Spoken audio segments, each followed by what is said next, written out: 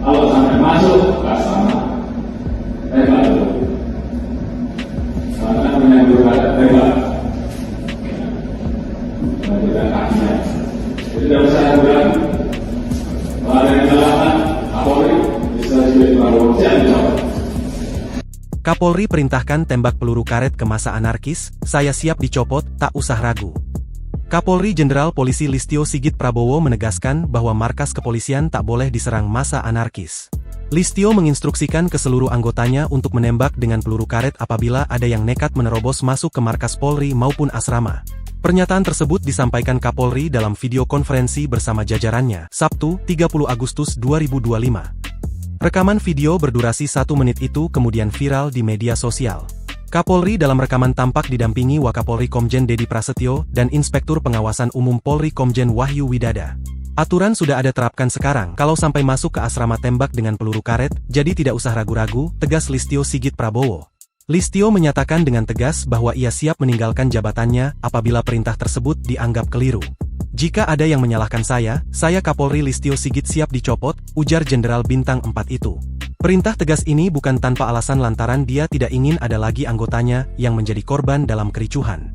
Saya tidak ingin anggota saya menjadi korban selanjutnya, jadi tolong pelajari aturan yang sudah ada, laksanakan, undang-undangnya ada, kita punya aturan, tandasnya. Sementara itu, Wakapolri Komjen Dedi Prasetyo yang duduk di samping Kapolri membenarkan pernyataan tersebut. Menurutnya, markas kepolisian adalah simbol negara yang harus dijaga.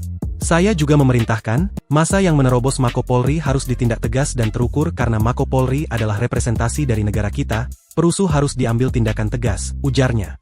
Dedi mengingatkan bahwa negara tidak boleh kalah oleh perusuh yang merusak. Kalau Polri runtuh maka negara juga akan runtuh, mari kita jaga bersama persatuan, kesatuan, dan kedamaian untuk Indonesia, tuturnya. Negara tidak boleh kalah dengan perusuh yang merusak Mako Polri, sambung Jenderal Bintang 3 tersebut. Sebelumnya, Presiden Prabowo Subianto memanggil Kapolri Jenderal Listio Sigit Prabowo dan Panglima TNI Jenderal Agus Subianto ke rumahnya di Hambalang Kabupaten Bogor, Sabtu, 30 Agustus 2025. Saat itu Presiden memerintahkan Kapolri dan Panglima TNI untuk mengambil langkah tegas terhadap aksi unjuk rasa yang berujung anarkis. Listio Sigit mengatakan langkah tegas tersebut akan dilakukan sesuai ketentuan undang-undang yang berlaku. Kapolri mengatakan sejumlah aksi yang berlangsung dalam 2 hari terakhir ini sudah mengarah ke tindakan anarkis. Bahkan kata dia, tindakan massa sudah mengarah ke tindakan pelanggaran hukum pidana. Mulai dari pembakaran gedung dan fasilitas umum, hingga penyerangan markas polisi, yang cenderung mengarah ke peristiwa pidana, kata Kapolri.